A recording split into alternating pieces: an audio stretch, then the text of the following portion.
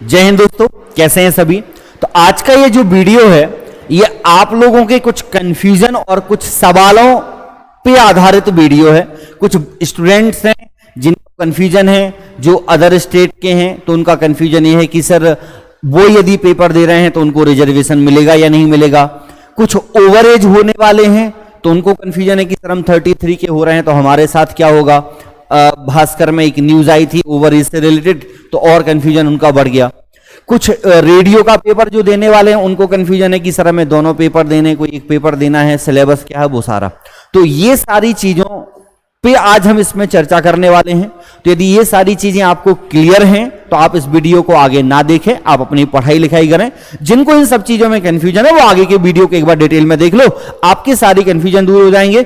बहुत सारे बच्चे कमेंट करके पूछ रहे थे कि सर ये चीजें हैं तो कैसे होंगी, तो एक एक करके हम उन पे सारी चर्चा करने वाले हैं। हालांकि ये जब आपका नोटिफिकेशन आया था तब ये रूल बुक है और उसमें सारी चीजें लिखी हुई हैं, ठीक है, बहुत डिटेल से सारी चीजें लिखी हुई हैं, आप वहां भी देख सकते हो। फिर भी आज एक बार हम यहां सारा देख रहे हैं। तो देखो, पहला तो एक तो बहुत सारे बच्चों को डाउट है कि सर हमारी एज से रिलेटेड। तो देखिए यहां पे जब नोटिफिकेशन आया था, रूल बुक आप देखो तो रूल बुक में यह था कि 1 अगस्त 2020 को 18 वर्ष से कम एवं 33 वर्ष से अधिक नहीं होना चाहिए।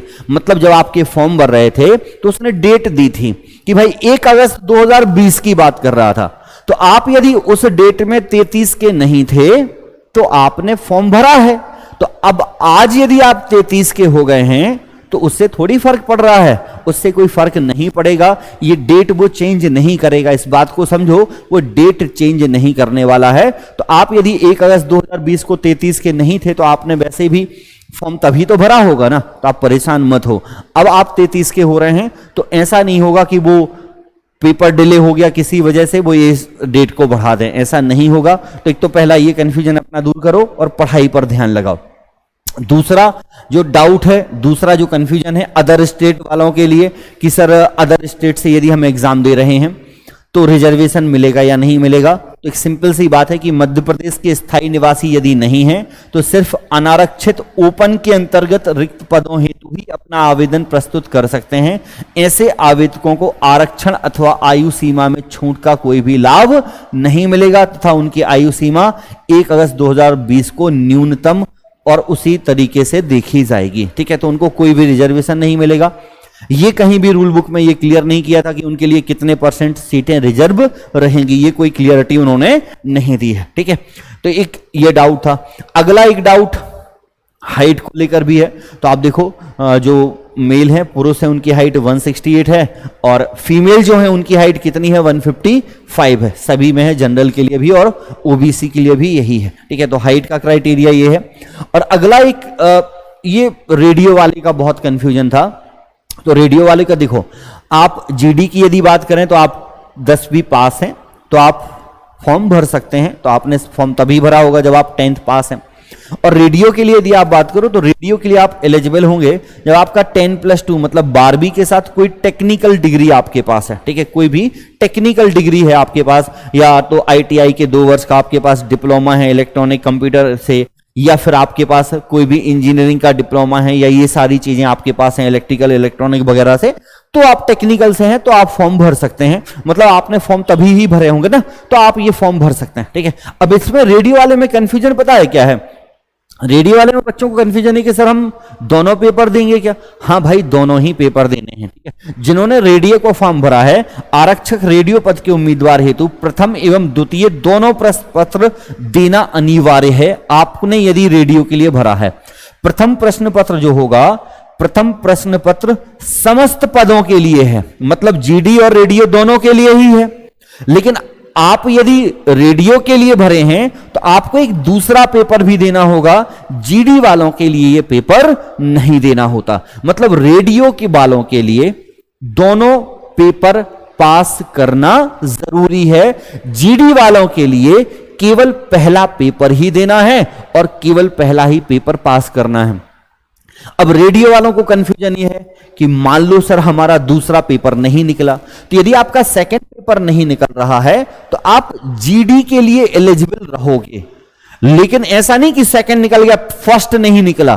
फर्स्ट तो कंपलसरी है कि पहला तो निकलना ही निकलना चाहिए, वो तो सबका कॉमन है। तो पहला पेपर तो आपका निकलना चाहिए। रेडियो वालों के लिए दोनों पेपर जरूरी हैं। आपका केवल पहला पेपर निकलता तो आप जीडी के लिए एलिजिबल रहोगे। तो आपको पेपर दोनों देने होंगे, एक ही दिन में पेपर होगा। और मुझे लगता है कि जो समय उन्होंने पहले दिया था वही समय रहेगा। जनरली हमेशा वही समय होता है, 9 से 11, 3 से 5, प्राय यही समय हमेशा से ही होता आ रहा है। यही समय जनरली वो रखते हैं। तो 9 से 11, 3 से 5 आपका पेपर रहेगा और यही टाइम अभी भी होना चाहिए। टाइम चेंज कर देंगे तो जो भी होगा वो देखा जाएगा। एक दिन में आपके दोनों पेपर हो जाते हैं तो यही आपका होगा, ठीक है। तो ये भी एक परेशानी थी। और दोनों पेपर आपके 2-2 घंटे के होंगे और दोनों पेपर में आपके 100 अधिकतम क्वेश्चन, अधिकतम मार्क्स रहेंगे, 100 नंबर अधिकतम मैक्सिमम रहेंगे। और इसके अलावा यदि आप देखो तो सिलेबस क्या है, पहले पेपर का आपका जो सिलेबस है वो आपको पता है कि सामान्य ज्ञान एवं तार्किक ज्ञान, ठीक है, जीएस का है। दूसरा बौद्धिक क्षमता एवं मानसिक अभिरुचि और विज्ञान एवं सरल अंक गणित, मतलब आपको मैथ्स आने वाला है, साइंस आने वाला है, रीजनिंग आने वाला है और जीएस आने वाला है। तो उस पे मैं एक अलग डिटेल से डिस्कस करके वीडियो बनाऊंगा कि कहां से कैसा सिलेबस होता है, किस टॉपिक से कितना पूछता है, कौन से क्वेश्चन ज्यादा पूछे जाते हैं, क्या स्ट्रेटजी होनी चाहिए, वो एक अलग सेपरेट वीडियो में बना के मैं कंप्लीट आपको बताऊंगा। तो ये फर्स्ट पेपर का सिलेबस है। सेकेंड पेपर का सिलेबस आप एक इसी रूल बुक को आप देखोगे तो उसमें 1.13 नंबर पे आपको सेकेंड पेपर का सिलेबस दिया है। उसके अलावा मैं पिछले वर्षों के पेपर भी आपको बहुत जल्दी, रेडियो के जो पेपर हुए थे, पीएबी ने पहले जो पेपर कराए हैं रेडियो के, तो वो पेपर भी मैं आपको प्रोवाइड कराऊंगा। और जैसे मैं आपको इवनिंग में डेली प्रीवियस ईयर के क्वेश्चंस को सॉल्व करा रहा हूं, रेडियो के क्वेश्चन भी मैं आपको सॉल्व कराऊंगा, तो वहां पे भी सारी चीजें आपको क्लियर हो जाएंगी, ठीक है। यही सारे कंफ्यूजन थे, यही सब इसमें दूर करना था। बाकी इसके अलावा मेरा आपसे बस इतना ही कहना है कि आप पढ़ाई पर फोकस करिएगा, पढ़ाई पर ध्यान दो, पढ़ाई करते रहो, क्योंकि हमारे हाथ में जो है हमें उस काम को अच्छे से करना चाहिए। तो हमारा काम है पढ़ना, मेरा काम है आपको पढ़ाना, ठीक है। तो मैं तो डेली देखो शाम को 7 बजे से 9 बजे तक लगातार फ्री क्लास ले रहा हूं, ठीक है, लगातार चल रही है। 45 दिन का था, पेपर तक चलाएंगे। इसके अलावा हर रविवार को आप देखो, हर संडे को चल रहे हैं। इस संडे को 26 सितंबर को मैं आपको जो पेपर कराने वाला हूं वो परसेंटेज का पूरा टॉपिक कराऊंगा, लगभग 3, साढ़े 3, 4 घंटे की क्लास लेके। सर आपको इस बार एमपीजीके के बहुत महत्वपूर्ण क्वेश्चन कराएंगे 50। तो हम देखो, हम अपनी तरफ से तो सारी फ्री क्लासेस ले रहे हैं, अपना पूरा सपोर्ट आपको कर रहे हैं, अपनी मेहनत में अपना काम कर रहा हूं। इसके अलावा आपको एक और चीज, आने वाली 1 तारीख मतलब अक्टूबर 1 से मैं फ्री मॉक टेस्ट भी देने वाला हूं और उन मॉक टेस्ट को मैं फिर आपको सॉल्व भी कराऊंगा, ठीक है। तो आप उसके लिए भी प्रिपेयर रहें, उसके लिए भी तैयार रहें कि मॉक टेस्ट मिलेंगे, फ्री मॉक टेस्ट रहेंगे। बहुत बढ़िया मेहनत करके हम अच्छे से बना रहे हैं, तो मैं अपनी तरफ से सारा कंटेंट दे रहा हूं। तो मेरा बस यही है कहना है कि आप पढ़ाई लिखाई करें, उस पर फोकस रखें। एग्जाम जल्दी ही होंगे, जब भी होने हैं वो हो ही जाएंगे। आपका काम पढ़ना, अपने पढ़ाई पर ध्यान दो।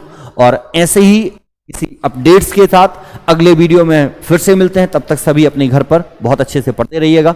Thank you.